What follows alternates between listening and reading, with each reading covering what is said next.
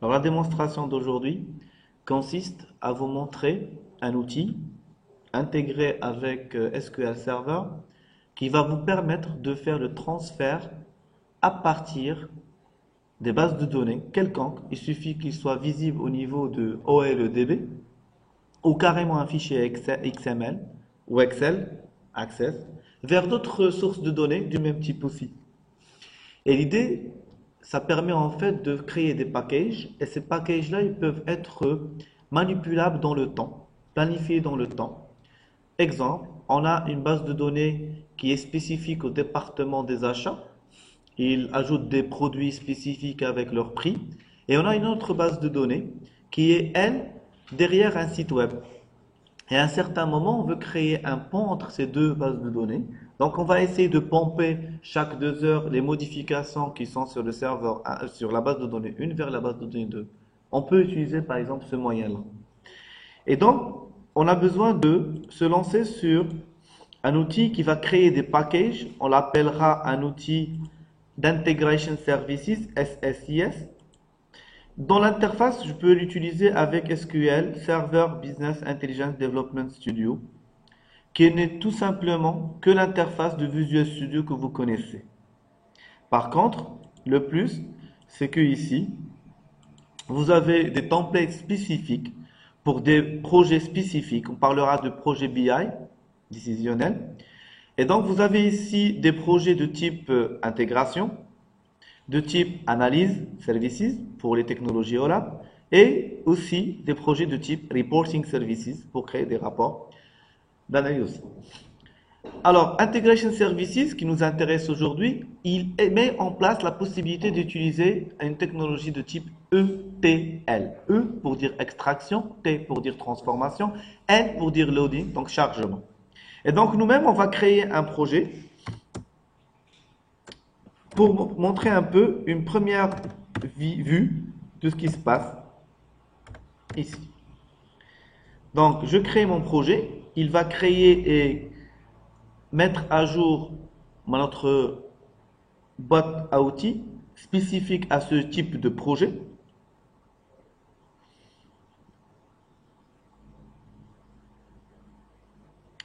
Et donc, vous pouvez remarquer qu'ici, j'ai la possibilité d'avoir des éléments de flux de contrôle, des éléments de plan de maintenance. Le plan de maintenance, ce serait pour le module qui va suivre.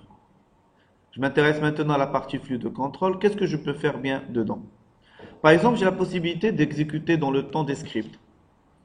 Ou par exemple, aller vers un serveur web, faire un traitement OLAP, transférer des bases de données, envoyer peut-être des emails, faire du FTP, exécuter des requêtages. Mais moi, ce qui m'intéresse maintenant, c'est de vous montrer comment je pourrais gérer des flux. Et donc, je vais déplacer un flux. Ce flux, par exemple, pour la première, je vais le nommer, par exemple, de SQL vers un fichier plat. C'est-à-dire, je veux bien extraire les données de SQL et de le stocker dans un fichier Excel, XML, ou bien entendu un fichier tout simplement plat. Une fois fait, je modifie son contexte. Je n'ai pas besoin de ça pour l'instant. Je modifie son contexte. Alors, ce flux de contrôle, son détail est là. Et une fois que vous arrivez sur la partie flux de données, vous remarquerez que la boîte à outils a changé. Elle vous offre plutôt une source, les transformations et la destination. En fait, ça représente les 3 étapes ETL.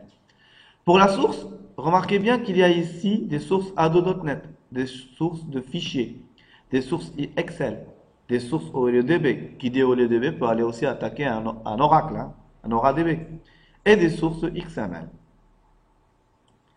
Pour l'instant, on va se concentrer de récupérer par exemple une vue à partir de SQL.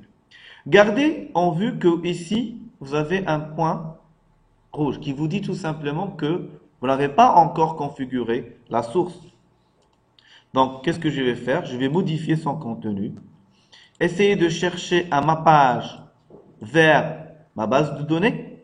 Donc, ici, vous pouvez aller chercher les données de n'importe quel serveur accessible. Donc, je je vais enlever ça et reprendre une nouvelle. Mon serveur local, par exemple, sur ma base de données AdventureWorks, qu'est-ce qui m'intéresserait dedans? Par exemple, aller chercher une table spécifique ou une vue spécifique.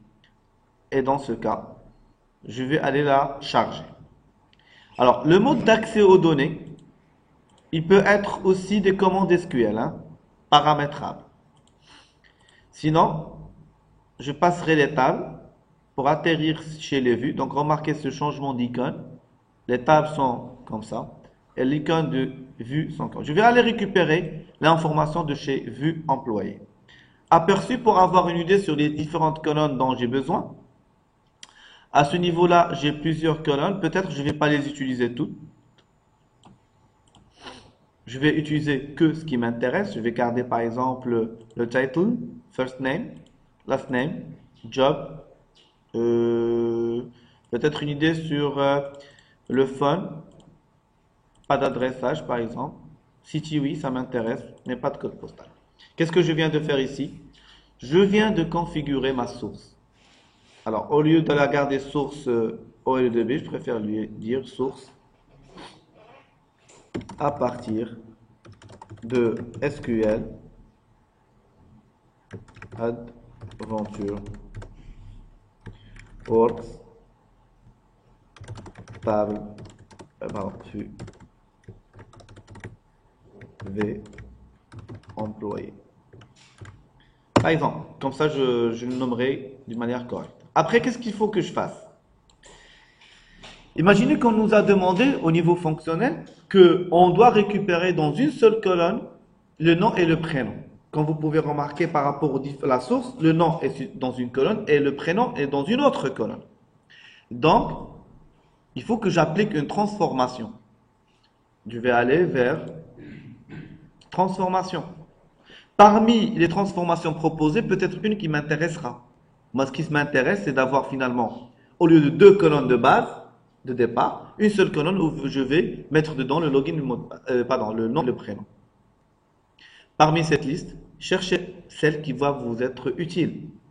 Donc, remarquez l'agrégation, il y a l'audit, la copie de colonne directe, un échantillonnage, fractionner, fusionner. Tiens, fusionner, est-ce que ça peut nous être utile dans ce cas de figure? Deux colonnes. Ça peut être utile? On a la colonne first name, la colonne last name, et on veut se retrouver avec une colonne qui s'appelle full name. Oui? Messieurs, c'est faux. Pourquoi?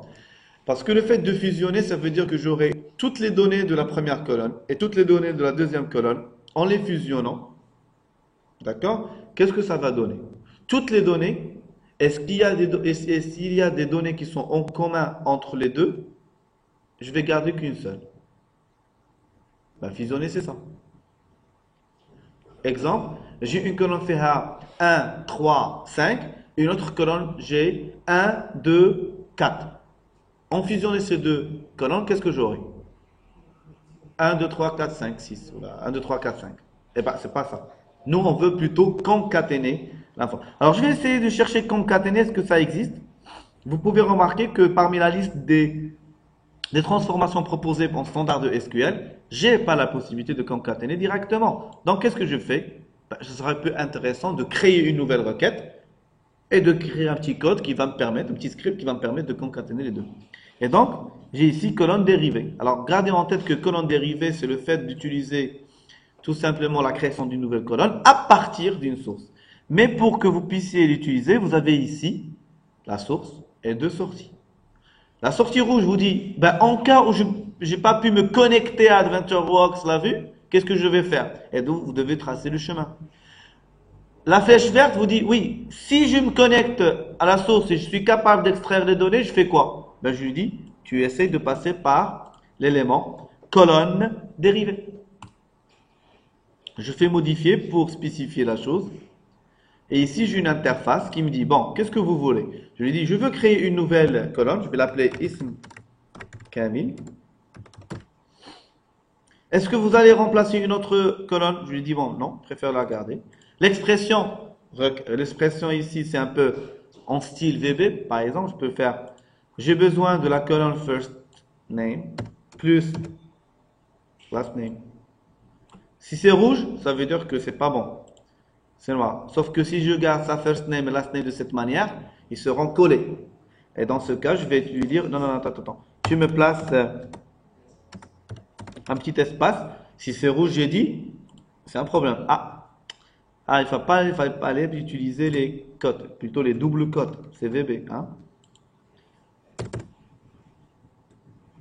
Voilà, c'est bon, je pense. Ok? Je peux aussi appliquer d'autres fonctions que vous connaissez très bien sur les chaînes mathématiques d'ATR. Par exemple, sur la chaîne, j'aimerais mettre tout ça en majuscule. J'utiliserai quelle fonction? Upper. Voilà. Donc, je vais essayer de placer à ce niveau-là la fonction upper. Voilà. Je change un peu tout ça. Voilà, c'est bon. Je fais OK. Et je viens ici donc je vais faire renommer. Ajout de colonne de concaténation. Donc je prends quand même le temps pour que je puisse écrire chaque étape. Parce que des flux comme ça, je peux avoir des flux qui sont composés de plusieurs dizaines d'éléments. Et puis une fois que j'ai créé ma source, spécifié ma source, renseigné ma nouvelle colonne, il faut maintenant que je travaille sur la partie où je vais stocker ça. Et dans ce cas, je vais choisir une destination. Excel, je vais vérifier est-ce que j'ai Excel sur ma machine. Je ne pense pas, donc je vais plutôt utiliser un fichier plat directement. Mon fichier plat, c'est en cas de réussite de l'étape précédente, je vais le créer. Je fais modification, j'utilise à ma page, je vais lui dire, tu me crées un fichier plat où tu vas faire des séparations par virgule pour chaque colonne. Je lui dis, bon voilà, tu fais comme ça. Ok. J'attends qu'il me donne la main pour qu'il puisse la créer. Ce fichier-là, je vais le parcourir et je vais le stocker par exemple dans mon bureau là, quelque part, hein, dans un répertoire spécifique. Moi, je vais être simple, je vais le faire directement ici. Je vais la faire démo groupe 2. Bien. Est-ce que vous voulez que le nom des colonnes apparaisse dans votre fichier? Je lui dis oui. Est-ce que tu veux toutes ces colonnes, tu vas les séparer par des virgules ou plutôt par des points-virgules, deux points ou tabulation? Je vais dire non, tu gardes la virgule. Avancer, tu es sûr que tu veux avoir toutes ces colonnes-là?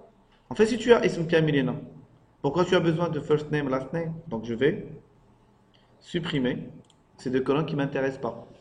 Ok. Mais n'oubliez pas que tout ce que vous venez de faire, ce n'est pas complet. Parce qu'il faut passer par ma page.